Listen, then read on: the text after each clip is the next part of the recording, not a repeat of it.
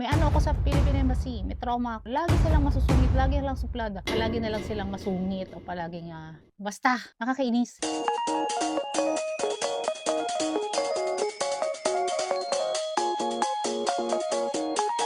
Hello po, kumusta kayo? Andito ulit si Mami Weng. Medyo matagal-tagal tayo hindi nagkasama, hindi ako nakakagawa ng videos na ganito. So today po is meron lang ako i-share sa inyo. Siyempre, patutuon na rin natin ito.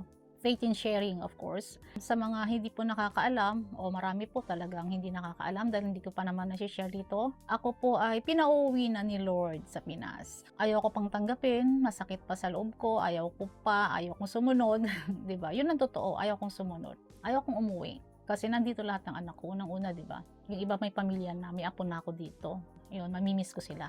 Second, yung bunso kong isa, yung pang-apat kong anak. Parang ngayon pa lang kami nagkakaroon ng bonding or closeness ng aking isang anak. Pagkatapos, iiwan ko na naman siya. Iniwan ko na nga siya sa Pilipinas nung araw. Iiwan ko na naman siya dito sa Japan. Parang ang cruel-cruel kong ina. Parang ayaw kong mahiwalay sa kanya kahit na hindi naman kami ganun pa ka-close. Kasi nga, kauumpisa pa lang. Parang ganun. Recently lang talaga. So, masakit ang loob ko na pinauwi na ako ni Lord. Pero yun ang gusto niya. Parang ini-ignore ko, pero hindi ako tinitigilan ni Lord sa pagbibigay ng mensahe, sa pagpapadala niya ng mensahe na pinauuwi niya na ako. Meron siya mga revelation sa akin, dinadaan niya sa panaginip, sa mga maliliit na bagay. Basta, alam niyo naman si Lord, kilala niyo naman. Kung kilala niyo si Lord, alam niyo yun kung paano siya gumawa ng paraan, kahit sa maliliit na mensahe. So, okay.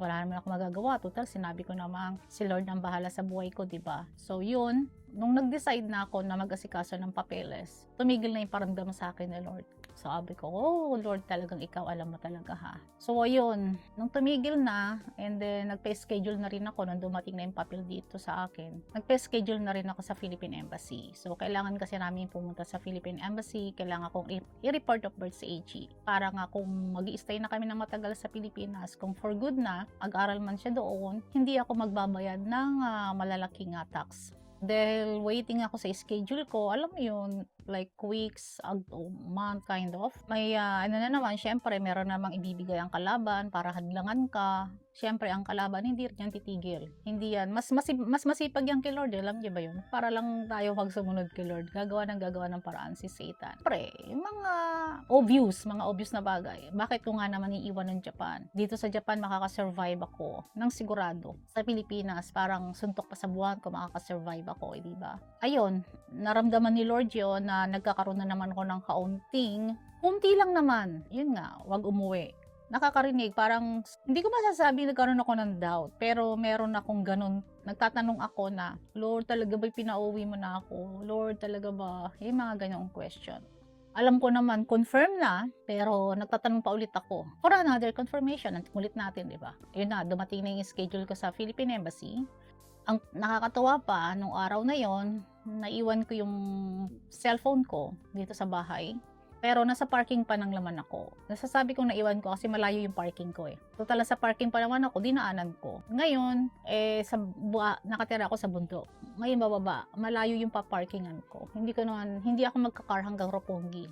Iniwan ko yung car sa isang supermarket na pinakamalapit lang naman na supermarket sa amin dito. Pinark ko yung car. Naiwan ko na naman yung cellphone. Nakasakay na ako ng bus, nandoon na ako sa train station. Nang malaman ko na naiwan ko, nandoon na ako sa loob nung malaman ko wala yung phone. And then, so shoganay, parang sabi ko hindi ko na babalikan. Kasi kung babalikan ko, baka malate ako doon sa appointment ko. Pagdating ko sa Roppongi, nagtambay ako sa restaurant, kumain. So dahil 2 hours nga, so marami akong oras. 15 minutes akong kumain siguro. So ginawa ko, or siguro yun ang pinapagawa sa akin ni Lord, nagpray ako habang yung nagpipray ako, sinusulat ko yung prayer ko habang nagpipray kasabay na nagsusulat. Napray ko na lahat, ang dami-dami kong sinulat, ang dami-dami kong ipinagpray. Kasama doon yung pinagpray ko yung matatapatan ng papel o yung mag-aasikaso or yung magre-receive ng papel na isasubmit ko sa Philippine Embassy, sana maging maayos, yung mga ganyan, di ba? Walang balakid, walang hadlang, or walang anumang problema. Something like that. At maging mabait naman sana yung tao. Kasi may ako sa Philippine Embassy, may trauma ako eh. Ewan ko kung na-experience nyo ng araw. Lagi silang masusungit, lagi silang suplada. Basta public,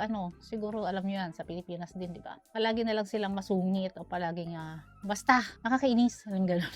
Pero pagdating ko pa lang do'n, wow, ang bait-bait nila, ang asikaso, grabe ang asikaso nila. Maano sila mag-isa-isa, yung gano'n, basta maayos sila magpaliwanag. Wow, parang wow, thank you Lord. At hindi lang 'yun, actually hindi 'yun ang kuwento, ang pinakakuwento, though na talaga namang dapat ko ipagpasalamat 'yung kay Lord. So ang pinaka the best na kuwento is yung nakita nila sa birth certificate ko yung apelyido ko. Actually kasi yung apelyido ko is wrong spelling. Dito sa ilalim, nagkaroon ng remark na naayos na pala yung apelyido ko. Tama na yung spelling. Napansin, nakita yun nung nag-aasikaso. Sabi niya, ma'am, ano to, ganitong apelyido mo, Epistanyo ka na pala. Eh yung anak mo, pagka kasi ito yung susundan natin, ganon din yung spelling. Sabi, ipaayos mo muna yung passport mo. Sabi sa akin. Sabi ko, kailan pa yan? Nakita ko, alam mo, 2013. Imagine, 2013 pa. November 2013. Eh, nandito ako sa Japan noong 2013. Tama ba? Or nasa Thailand pa nga yata ako noon eh. Yes, I think nasa Thailand ako or pawid. Basta nandoon, nasa moment na yun. Tataka talaga ako. Imagine yung 2013 pa pala naayos yung papel, yung apelido ko. Pero nag-renew ako ng passport like a year ago lang. Siguro since 2013, nakadalawang renew na ako ng passport. Pagkatapos ngayon lang nila nakita yung, di ba? Para sa akin, oh my, parang yun yung pinaka-confirmation sa akin ni Lord na pinauuwi niya na ako. Pero alam niyo ba kung anong naging dating sa akin noon?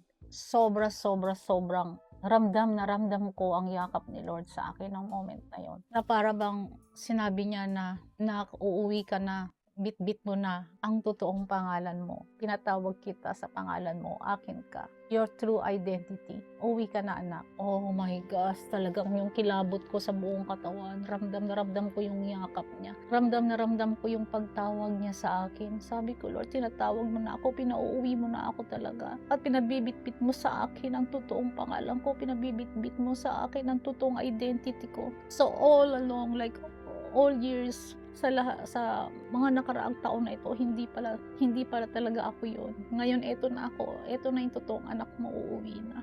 Yun yung feelings ko. Hanggang ngayon, iyak pa rin ako. Imagine, last week pa to, tuwing babanggitin ko kasi nararamdaman ko yung yakap niya. Nararamdaman niyo ba yun? Ramdam na ramdam ko yung yakap niya. Ramdam na ramdam ko yung mga pinagagawa ko noon, yung mga kasalanan ko ng araw. Talagang binubura niya na.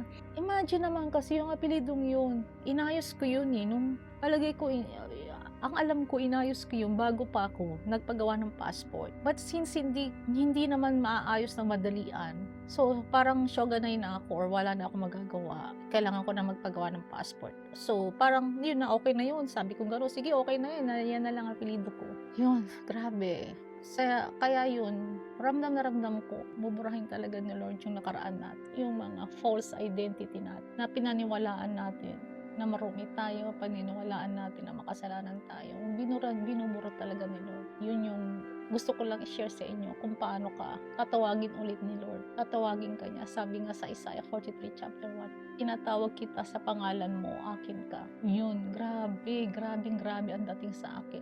Samantalang nabasa ko na yan dati, parang wala lang. At saka siguro kung na-receive ko to nung araw na hindi pa ako Christian, baliwala. Hindi ko to mararamdaman na ganito. Ibang klase siguro yung feelings, baka baliwala lang yung feelings ko noon. Pero ngayon, grabe ang dating sa akin. Imagine nyo yun. Kaya, yun lang. Gusto ko lang share. Love kayo ni Lord. Tinatawag niya kayo sa pangalan nyo, hindi sa inyong nakaraan. Stay faithful.